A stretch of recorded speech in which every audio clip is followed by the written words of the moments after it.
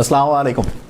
জিন যারা আছে তারা কিন্তু উপরের যে ঊর্ধ্বাকাশ সেইটার খবর নেওয়ার জন্য তারা খুব খুচরমচর করে। তার মানে ওদের খুব ইচ্ছা যে উপরে কি খবরাখবর হচ্ছে সেইটা জানতে চায়। তো এদের খবর যাতে এরা সহজে না নিতে পারে এই জন্য উপরে স্পেশাল সিকিউরিটি ফোর্স আছে। কেউ যদি মানে ভিতরের কোনো খবর শুনে যখনই হচ্ছে যে পৃথিবীর দিকে আসতে থাকে মানে জিনেরা, তখন উপর থেকে উল্কাপিণ্ড তাদেরকে অ্যাটাক করে। কোরআনের কথা বলতেছি। তার মানে ঊর্ধ্বাকাশে যেখানে একদম হচ্ছে যে আমাদের এই মানুষজন সব কিছু নিয়ে হচ্ছে যে বিভিন্ন হচ্ছে যে তথ্য উপরে হেড অফিসে থাকে, ওই তথ্য হচ্ছে জিনরা শুনতে চায়। এবং মানুষের মধ্যে কিছু কিছু মানুষ আছে এরকম দুষ্ট জিনের হচ্ছে সাহায্য নিতে চায়। তা জিনদের দিয়ে কিন্তু কোরআনে 72 নম্বর একটা সূরা আছে, সূরা জিন। তো সেইখানে আমরা জানি যে জিনদের একটা দল আল্লাহর নবীর যে কোরআন, সেই কোরআনের পাঠ শুনে তারা হচ্ছে বলছে যে কি আশ্চর্য গ্রন্থ। তখন তারা হচ্ছে যে ইসলাম কবুল করে ফেলে। এবং জিনটা আগে মনে করতো যে মানুষ এবং জিন এরা কখনো মিথ্যা বলবে না, ওরা মনে করতো। কিন্তু জিনদের মধ্যে যে সবচেয়ে বড় মানে সবচেয়ে জ্ঞানী ছিল তার নাম ছিল ইবলিস। সে কিন্তু একদম বলা যেতে পারে উপরে ফেরেশতাদের সাথে থাকতো, কিন্তু অহংকারী হয়ে গেল, ঠিক না? আদমকে সেজদা করতে বললো আল্লাহ, বলতেছে না আমি তো আগুন থেকে তৈরি, আমি কেন মাটিকে সেজদা করবো? আল্লাহ বলছে তুমি পাপিষ্ট হয়ে গেছো, তুমি অহংকারী হয়েছে, এখান থেকে চলে যাও।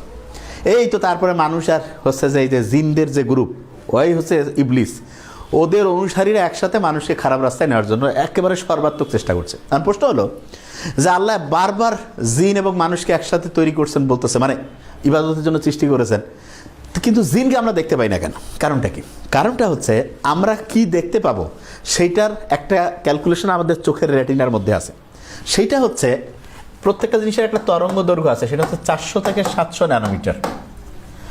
তরঙ্গ দৈর্ঘ্য যদি 400 থেকে 700 ন্যানোমিটারের মধ্যে হয় সেটা আমরা দেখতে পাবো। আমাদের চোখ ওইটা দেখতে পাবে, নাহলে পারবে না। এটা একটা এক্সাম্পল দিই, তাহলে বুঝতে পারবো। আমরা দেখি না অনেক সময় যে কিছু শেফার্ড একেবারে খুব দামি কুত্তা থাকে, শিকারী, ওরা হচ্ছে যে এই যে একটা স্মেল, এটা হচ্ছে যে মুখের মধ্যে একটা গন্ধ দিল, ওই গন্ধটা যে যে জায়গায় যাচ্ছে ওরা ওই গন্ধের অনুসরণ করে করে দৌড়াচ্ছে। মানুষ পারে না কেন? কারণ ওদের হচ্ছে গন্ধের নেওয়ার যে মানে হচ্ছে ধারণ করতে পারার, গন্ধকে ট্রেস করতে পারার যে ক্যাপাসিটি, এটা মানুষের চেয়ে বহু বেশি। আবার আমরা জানি যে অনেকের হচ্ছে যে শোনার যে দক্ষতা, আমরা কিন্তু সব শব্দ শুনতে পারি না, কারণ আমাদের শোনার একটা নির্দিষ্ট ক্যাপাসিটি আছে। তার চেয়ে কম হইলেও শুনতে পাবো না, তার চেয়ে বেশি হইতে পারবো না। ঠিক তেমনি করে আমাদের দেখারও একটা ক্যাপাসিটি আছে, যেটাকে বলা হচ্ছে মানে হচ্ছে দৃশ্যমান আলো। তার মানে যেইটার মধ্যে তরঙ্গ দৈর্ঘ্য থাকলে পরে আমি ওই জিনিসটা দেখতে পাবো। এখন অনেকের মাথায় প্রশ্ন আসবে, ভাই আমরা আসলে দেখি কত পার্সেন্ট? আইডিয়া করলে খুব অবাক হবো, কত পার্সেন্ট হতে পারে? 100-র মধ্যে কি 50 দেখতে পারি আমরা? 40, 30, 20, 10, 5, 9, মাত্র 4% আমরা দেখতে পারি। তার মানে মহাবিশ্বের যেইটা সৃষ্টি তার মাত্র 4%। যে ভাই আপনি কি বলেন, মাত্র 4, 10ও না, 96% আমরা দেখতেই পাই না। তাহলে ভাই ওগুলোর মধ্যে আছে কি? ওগুলোর মধ্যে দুইটা জিনিস আছে, একটা হচ্ছে ডার্ক ম্যাটার, আর একটা হচ্ছে ডার্ক এনার্জি। নাম শুনে মনে হচ্ছে না যে ভাই এটা আবার কি জিনিস? Dark energy. এই যে মহাবিশ্ব আছে না, আল্লাহ যে বানাইছে, প্রতি মুহূর্তে প্রসারিত হচ্ছে, প্রতি মুহূর্তে বড় হচ্ছে। এক্সাম্পল দিই, এই যে আমরা ছোট্টবেলায় রুটি খাইতাম না, রুটির খামার বানাইতাম না, এক জায়গায় একটু রাখতাম, তারপর এটাকে রুটিটাকে করার পরে একটু ওভেনের মধ্যে দিলাম বা একটু হচ্ছে যে হিট দিলাম তাওয়ার মধ্যে, দেখা যাচ্ছে রুটিটা বড় হয়ে গেল না, ছোট্ট খামির থেকে বড় হইলো। এরকম মহাবিশ্বটা যে আছে প্রতি মুহূর্তে এরকম করে ছোট্ট খামির থেকে যেমন বড় রুটি হচ্ছে, এরকম মহাবিশ্বটা প্রতি মুহূর্তে প্রসারিত হচ্ছে, প্রতি মুহূর্তে। এবং শুনলে অবাক হব, আলো যে আছে না 1 সেকেন্ডে 3 লাখ কিলোমিটার দৌড়ায়।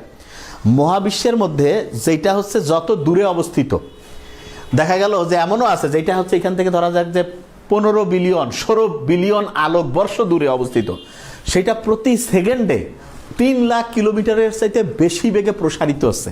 মানে একটা রুটি যেমন এখান থেকে একটু বড় হয় না, এটা প্রতি সেকেন্ডে মহাবিশ্বটা এরকম করে প্রসারিত হয়ে যাচ্ছে। এবং আল্লাহ কিন্তু বলছে যে মহাবিশ্ব প্রতি মুহূর্তে প্রসারিত হচ্ছে। আরেকটা ইন্টারেস্টিং জিনিস যেটা আছে সেটা হচ্ছে যে তাহলে এই যে অনেক সময় আবার অনেকে বলে যে ভাই এই যে জিন যে আছে কেউ হঠাৎ নাকি দেখছে, এটা কিভাবে সম্ভব? হ্যাঁ, জিন ওর যে হচ্ছে যে ওই তরঙ্গ দৈর্ঘ্য, এই তরঙ্গ দৈর্ঘ্যটা কোনো কারণে যদি 400 থেকে 700 ন্যানোমিটারের মধ্যে আসে তাহলে আমরা দেখতে পাবো, কিন্তু যদি এর চেয়ে বেশি বা কম হয় তাহলে আমরা দেখতে পাবো না। এবং এরকম যে ভাইয়া পৃথিবীতে কোনো রিয়েল এক্সাম্পল আছে যেটা দিয়ে আমরা বুঝতে পারবো যে এরকম জিনিস আছে কিন্তু আমরা দেখতে পারি না? আছে। যেমন কেউ যদি বাসার মধ্যে টিভির লাইন, ডিশের লাইন আছে, হঠাৎ করে ডিশ চলে গেছে, তখন দেখা যায় না টিভি খুললে পরে একটা ঝিরঝির ঝিরঝির শব্দ হয়। ওই ঝিরঝির যে শব্দটা হয় ওইটা হয় মূলত বেতার তরঙ্গের কারণে। কি তরঙ্গ? বেতার তরঙ্গ। এই বেতার তরঙ্গের যে তরঙ্গ দৈর্ঘ্য সেটা কিন্তু 700-র চাইতে অনেক বেশি। তার মানে 400 থেকে 700-র মধ্যে হলে আমরা দেখতে পাবো। যদি আমরা 700-র অনেক বেশি হয় তাও দেখতে পাবো না, 400 যদি কমায় তবু দেখতে পাবো না, কারণ আমাদের ক্যাপাসিটি চোখের ওর বাইরে নাই। তার মানে যে কোনো জিনিস যে 100% এই মহাবিশ্বের, তার মাত্র 4% এই 400 থেকে 700 ন্যানোমিটারের মধ্যে, এইটা আমরা দেখতে পাই। বাকি 95-96% ডার্ক ম্যাটার, ডার্ক এনার্জি এগুলোর মধ্যে আছে। এবং এই যে আমরা যে হচ্ছে পৃথিবীতে জিনকে দেখতে পাচ্ছি না, শয়তানকে দেখতে পাচ্ছি না, কারণ হচ্ছে তাদের তরঙ্গ দৈর্ঘ্য, তারা যেই তরঙ্গ দৈর্ঘ্যটা হচ্ছে তাদের সাথে ম্যাচিং করে, সেইটা 400 থেকে 700-র মধ্যে নাই। যেমন কোরআনে আছে, আল্লাহ বলছে যে মানুষের সামনে এবং পিছনে অদৃশ্য প্রহরী আছে। তার মানে সামনে পিছনে আছে, আমরা দেখতে পাচ্ছি না। এমনকি আমাদের এই যে দুই ঘাড়ের মধ্যে হচ্ছে কি আছে, যে ফেরেস্তা আছে, একটা ভালো আমল লিখতেছে, কেউ খারাপ, দেখতে পাচ্ছি না। কেন? কারণ তাদের যে মেকিংয়ের মধ্যে আল্লাহ তাদের তরঙ্গ দৈর্ঘ্য এমন করে দিয়েছে, আমি দেখতে পাবো না। এটা একটা আরেকটা এক্সাম্পল দিই। যেমন হচ্ছে যে দই যখন আমরা খাই, দইয়ের মধ্যে আমরা জানি মাইক্রোব্যাকটেরিয়াম, আরে কি বলে এটা, মাইক্রোব্যাকটেরিয়াম, ল্যাক্টোব্যাসিলাই আছে, ঠিক না? তাহলে ওইটার মধ্যে হচ্ছে যে উপকারী ব্যাকটেরিয়াটা আছে, সেটা খালি চোখে দেখা যায় না, কিন্তু যদি আমি হচ্ছে মাইক্রোস্কোপের মধ্যে দেখি তখন আমরা জানবো যে এটা আছে, কিন্তু দেখা যায় না, কিন্তু তারপর বাস্তব। আর ডার্ক ম্যাটার, ডার্ক এনার্জি, ওইটা মাইক্রোস্কোপ যন্ত্র দিয়ে আমি দেখতে পাবো না, মানে ওইটা হচ্ছে। তাহলে এখন প্রশ্ন হলো যে ওইটা আমরা বুঝতে পারি কীভাবে? এটা খুব ইন্টারেস্টিং। মহাবিশ্ব প্রতি মুহূর্তে যে হচ্ছে প্রসারিত হচ্ছে, তা বিজ্ঞানীরা চিন্তা যে এটা প্রসারণটা কেন হচ্ছে?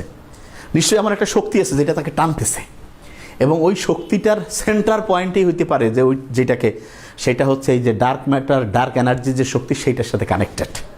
তাহলে আমরা জিন এবং হচ্ছে শয়তানকে না দেখতে পাওয়ার কারণ হচ্ছে সেইটার তরঙ্গ দৈর্ঘ্যটা আমাদের দৃশ্যমান আলোর সাথে সম্পর্কিত না।